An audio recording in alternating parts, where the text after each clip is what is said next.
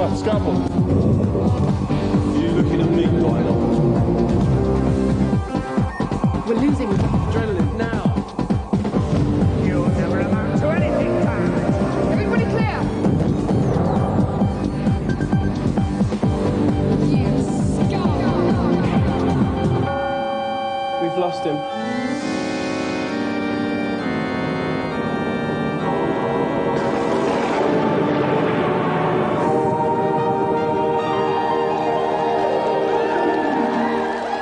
They say that all good things must come to an end. Though, strictly speaking, that's not true.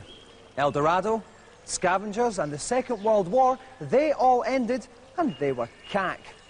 Today, however, we're packing our smalls as this groundbreaking 5th series of GamesMaster grinds to a halt. Today, though, we'll endeavour to pump so much fun up your arteries that the following GamesMaster free months will leave your emotions intact. Starting with today's news. Just for a laugh, we thought we'd finish the series with an exclusive look at some of the biggest games in the pant line, and of course the place they'll be appearing first is in the arcades. Fans of the combo are in for a chop-licking treat later in the year when Killer Instinct 2 makes its way arcadewards. The sequel features new characters like the spiky brief-wearing Tusk, and old characters have had a little bit of a makeover, with Orchid having more bouffant hair. The gameplay has been improved too. Extra moves include Saberwolf's somersault kick,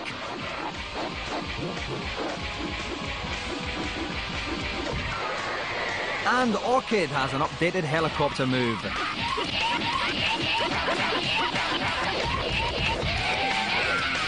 The biggest innovation though is a special move feature underneath the energy bar that rewards attacking play with some extra moves.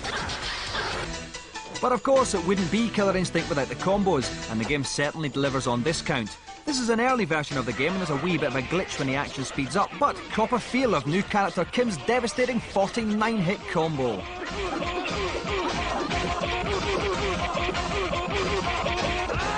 Easy go.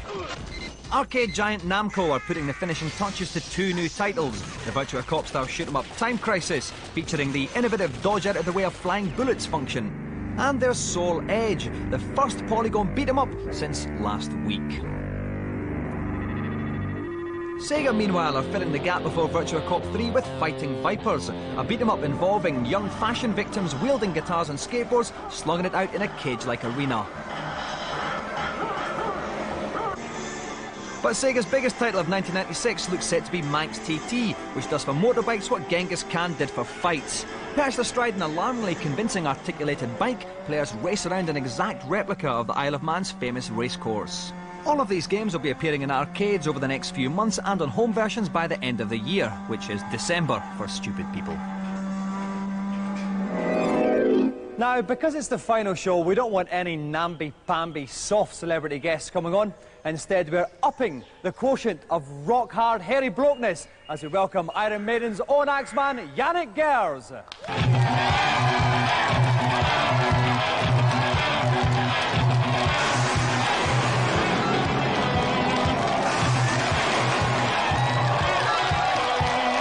to the show, Janick. First rock and roll star we've ever had in heaven, well, I have to say. Rock and roller. Now listen, Janick, first of all, you're taking a break just now from your world tour that you're on. Is there still a large groupie element these days? Large groupies? Large groupies even, that are like 20 stone? I think the groupies are rather large, yeah. We don't get groupies on this show. I don't get any at all. Well, you've got 2 beautiful angels. Well, exactly, I don't need them. That's very well pointed out, Janick. I was nearly in trouble there from the girls. And the other thing is, I always wanted to be a rock and roll star, but I never had the hair, you know? Well, you could grow it. If I had like 20 years to kill, then I might be able to get it to your epic proportions there. Why is it then that so many proper rock stars have long hair? Probably because in normal society you've got to cut your hair and fit in. Yeah. So when you get the chance not to fit in, it's good to do something a little bit different. And never gets caught in the guitar strings or anything like that? Yeah, I've been caught a few times. Just snip them bits off and carry on. Well, listen, we would have had Janick on anyway because he is such a dead-hard bloke and we like that on the show. But there is another special reason, and that is our final event of the series, which we are calling Blokes Who Sweat Rock and Roll. Guffaw, if you will, but the most original and addictive game we've played all year is Quest for Fame, a rock and roll adventure that requires you to get to grips with the absurd yet strangely appealing virtual guitar, which plugs directly into your PC. Hey, if it ain't the kid with the guitar! Like life itself, the action begins in your bedroom, where you begin to play along to your favourite rock anthems. The bar at the bottom of the screen shows the actual guitar strokes of the song, and the object is to match them with your virtual guitar as best you can. The score on the right of the bar shows how well you're doing. Assuming you've got what it takes, it won't be long before your neighbour arrives with the kind of news every would-be guitar hero longs to hear. Woo! Man, we might have a gig. We're gonna learn some new tunes tonight at the garage, so be there. All right. Let's get into it. If the rehearsal goes well, that very night, we'll see you and your brain-dead buddies preparing to step on stage at local rock and roll sleaze pit, the Roadkill.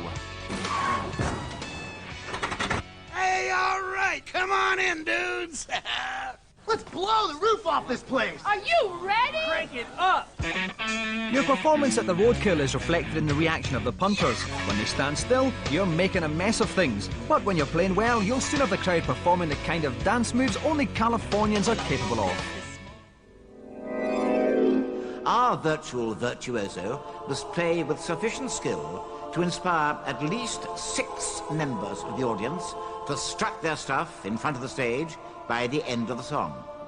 Only if 6 people are grooving when the final chord is played will he earn the joystick. And that's why Janick is here. We've played the game up till the club level. He has to play the song Eat the Rich well enough to get 6 punters up and dancing. Help me out as the man who's no stranger to strapping on huge big guitars. Kirk Ewan. Kirk, any tips for Janick? Janick's going back to his roots here, playing some sleazy LA club, something which you're no doubt familiar with, Dominic.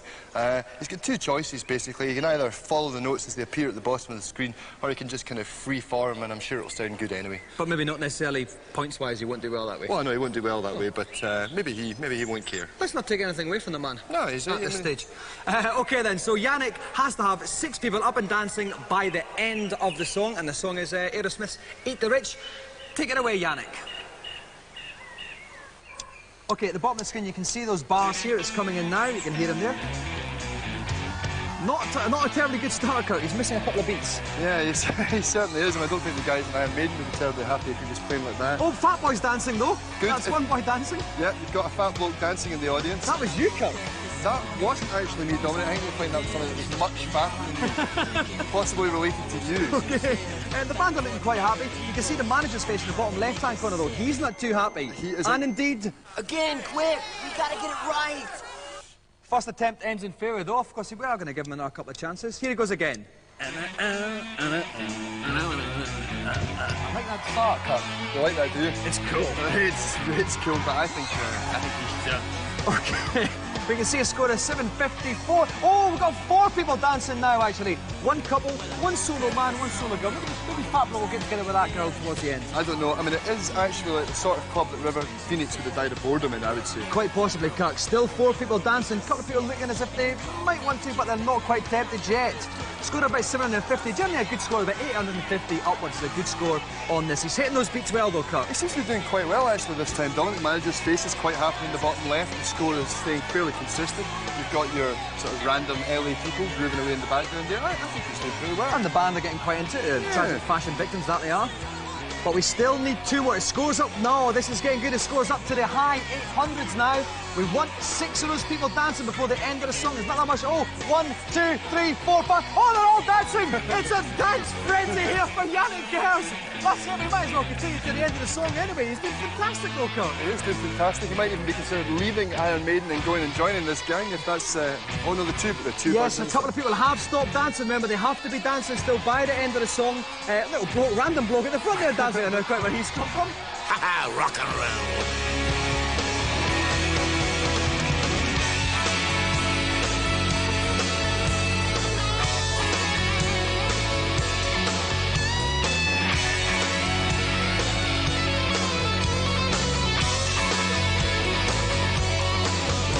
So I called up my head shrinker and I told him Oh, here's, I'm assuming she's coming over here. She's trying on a little bit, I think. I think that's actually to us. Yes, not Janick. Oh, they're all dancing again. Now look at those two blokes by the pool table. I don't know quite what they're doing. That's the slam dance. That used to be fashionable in Mercer. A long, long time ago. His score is up. Oh, it's just over 900, but it's just dropped back down slightly. And I don't think there's too much longer of this song, so he's going to keep playing a little bit more and he'll do it, but he's playing fantastically well. Dropped a little bit on the dance floor there. 1, 2, 3, 4, 5, 6, 7. And random bloke. He's still there. He's the only one that seems to actually have moved up to the front. Everyone else has been a bit cool about it. You know, it's the LA way. You hang back, you let the band do their thing. They are, and again, Fat Bloke's showing a lot of energy there. He hasn't stopped yet. Well, he kind of needs to lose a bit of that weight anyway. He does, he's doing Mercer. It's a special calorie control dance. He's doing, that's it, that's the end of the song. The 6 people are dancing there like they were earlier on. It's fantastic. Janick Gers has done the challenge. You're really on tonight, bud. Well done, Janick, mate. Now, listen, it was at the start things went a little bit wrong. What were some of the problems that you were having? Well, it was an Aerosmith song, and I was playing an Iron Maiden tune, so it didn't work. Bound to be problems there, mixing the two. Yeah. But in the end, it was fine. What was it like then, playing in that small club compared to like playing in the stadiums you're playing now, and the atmosphere of our fantastic heaven? I think if whoever buys this plays in the club, and then hopefully they get to the stadium, they'll see the difference itself. So you think this could well coax the Iron Maiden Axemen of tomorrow? Definitely, definitely. It's a coaxer. Well, thanks so much for coming on indeed, Janick. Okay. It's been great to have you on, and it means the winner of our special Blokes Who Sweat Rock and Roll GamesMaster Golden Joystick, Janick Gers.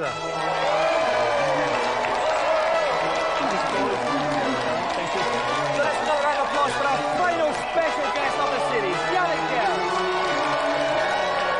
And I get the Angels too. And while Janick goes off for a quick shot back inside, we'll take a look at today's reviews. First up, run around attempting to save the lives of 8 forms of rare butterflies using only a copy of Umberto Eco's Name of the Rose. Yes, you guessed it, it's Assault Rigs on the PlayStation. It's a bit of a battle tank game. You drive around in a texture map tank, shooting baddies that look like they've come straight out of Star Fox on the Super Nintendo, and the whole thing lacks imagination and lacks polish. I found it very boring. What did you think, Rick? Well, I think there is some gameplay hidden in its shabby exterior. It looks terrible, but it kind of plays okay. If you link 2 PlayStations together, you have a 2-player mode where you can both shoot each other. It's all just a thin veil over a game that is sadly lacking in any excitement. I'm not impressed, and I wouldn't encourage anyone to go out and buy this without trying it first in the shop.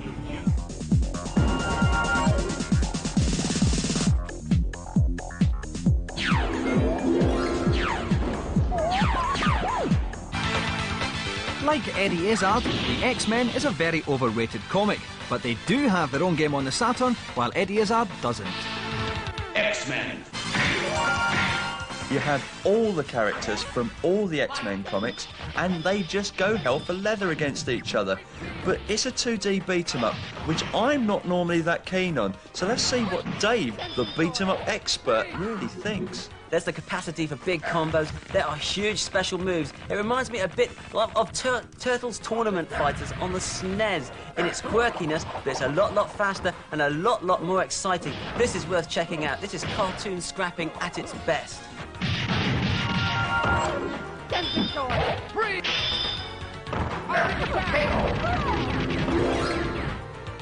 You win. Well, that's part 1 over, but part 2 is more packed than a fat bloke sandwich. So we're going to go to our last commercial break of the series, and remember, this is the final chance you'll have to say, oh my God, aren't these adverts fantastic?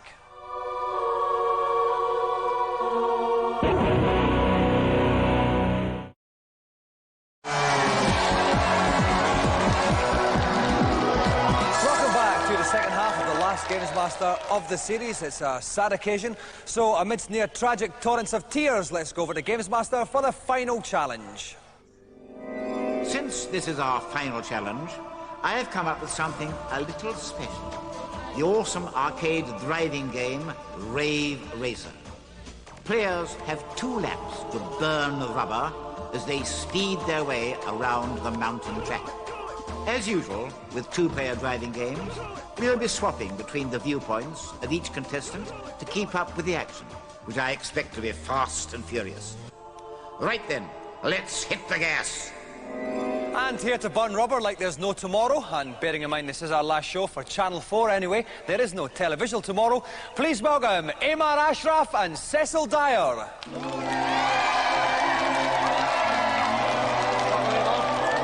Welcome, Cecil. Now, Emma, you're obviously quite a big bloke. I'm not going to take too much mick out of you. You study fashion. That's right. And so give me a quick appraisal. Well, it's not bad. It's a bit bland. Bland, do you reckon? Yeah. I prefer the word classic. Do you think? Just about. Nice cut, tapered legs in the bottom. It shows off those skinny legs of yours, yeah. Does it? Yeah. All right, fine. I might give you a kicking actually if you're not careful. Hey, man, not that I'd fancy my chances much, of course, to be honest. I am bald and wear glasses. He is large and muscle-bound. Cecil, now you don't study fashion, obviously, but you do cook. Yeah, I do. What kind of stuff do you cook? Caribbean dishes, English dishes, anything you want, really. Do you eat quite a lot then? Yeah, quite a bit, as you can see from the stomach. It's not for me to say, really, Cecil. And you cut hair? Yeah, I can cut hair as well. Do you cut your own hair? I just wonder whether you maybe hid it deliberately behind that. No, I don't cut my own hair, and I didn't cut yours either, don't No, you didn't? Do you like my hair? Yeah, it's very good. Yeah? Could you do anything different with it, do you think? Just a little bit here and there. A little bit of hair here and there would be fantastic, actually. Particularly around the temples. We call it the Air Jordan. OK, well, I think basically I'm going to slap these two guys around a bit because I've been far too cheeky. At this point now, I would like you both to take your positions at the machine, and I'm going to go up and have a chat to my wee pal Derek. As I said, Mr. Lynch, fine employee of Funland, has helped me out with this one. OK, Derek, give us some tips. OK, the trick here is to get in the opponent's slipstream right up behind the car to gain speed. If you're behind, yeah. That's right, if you're behind.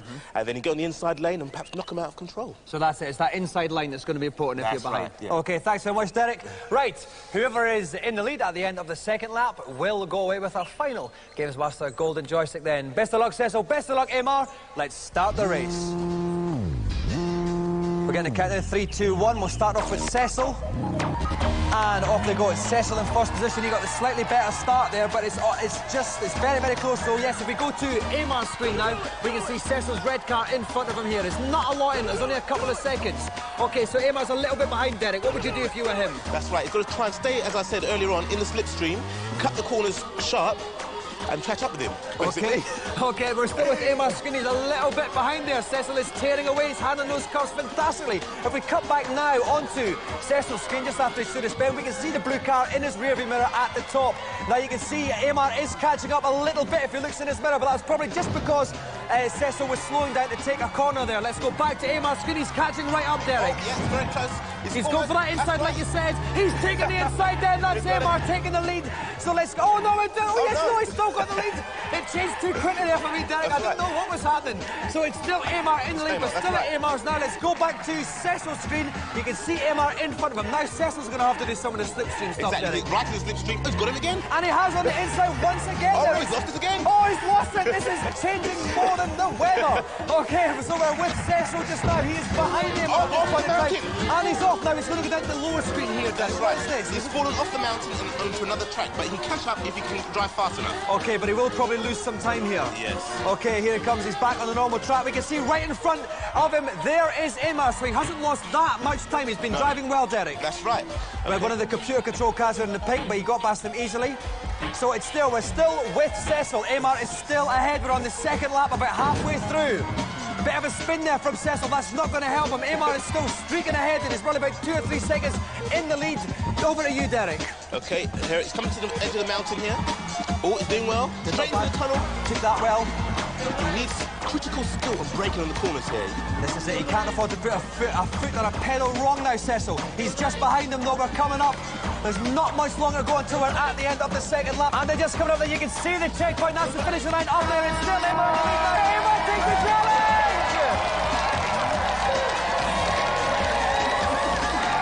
OK. Now, Cecil, you had the lead earlier on, but you basically blew it, didn't you, mate? Oh, yeah, I was running on BR time. I don't know what happened there, man. Well, it was that one stage where you fell off, didn't you? Tumbled down to the lower screen. Yeah, I just didn't know what was going on there. You know? No.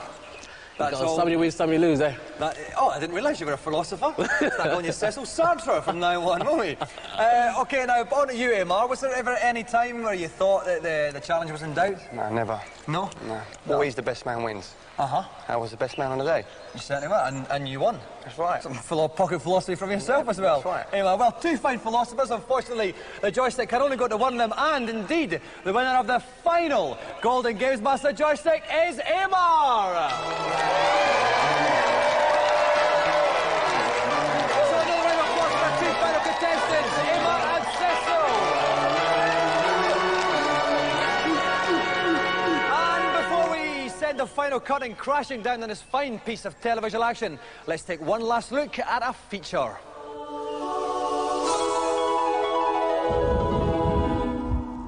This is the California-Nevada state border just outside of Las Vegas. Behind me you can see Desperado, what's supposed to be the world's tallest, most frightening roller coaster. Am I scared? Yeah, right. See, absolutely nothing to be scared of. It may have the kind of drops, banks and twists that separate normal punters from their most recent meals, but my blasé attitude is the result not just of being incredibly hard, but the fact that every inch of this ride has been designed and tested by computer. Aerodynamics in Utah are the people responsible for some of the world's most spectacular roller coaster rides, featuring corkscrews, boomerangs and hairpin bends that would have been downright rude without the computing power of their specially designed roller coaster software. The initial plan for a ride begins as a single line that defines the proposed path of the new coaster. Once this has been cooked up, dedicated software programs take over and calculate the speed of the vehicle and the various forces that the track, cars and, most importantly, the punters will be subjected to along every stage of the ride. Potential problems are identified by blokes rocking dangerously on chairs, who can change the track accordingly. This period of testing and modification can take anything up to a year to complete. Once the basic outline of a track's been decided, other computer programs take over, adding the support structure that will be needed. Eventually, a detailed 3D image of the ride is produced, allowing the Aero designers to ride the virtual coaster before the real one is even built. The software involved has created a revolution in trouser-tightening roller coaster design. But the biggest and baddest of them all is this, the Desperado. OK, so it's 5,900 foot long, and yes, it does feature the single largest, fastest drop in roller coaster history, but secure in the knowledge that every nut and bolt involved had been painstakingly tested by the computers, it was no wonder that I was super cool. 4 Gs of pressure, speeds of up to 95 miles an hour, and a 295 foot drop that I'm just coming up to.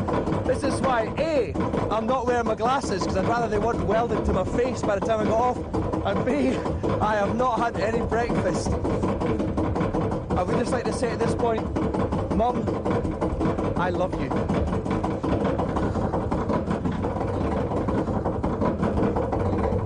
Ah! Oh no! Oh no! Oh no! No! Jeez! No! Oh God! This is not funny! Oh God! No! No! Okay! Ah! That's okay. I think I'm past the worst. I think I'm past the worst. I hope the cameras worked. I hope the cameras work because I'm not doing this again. No way. And so, with my utter hardness proven once more in front of millions of viewers, I walked off into the horizon, hoping the baking desert sun would dry my pants before I hit the next town. And sadly, that's it for this fine series. Heaven's been fun, but God's now getting on our case, and me and the girls are off for darker climes. Over the past few months, I hope you think, we've had some laughter, we've had some tears, but most importantly, we've proved that playing video games is the best thing you can do in your spare time. Well, almost.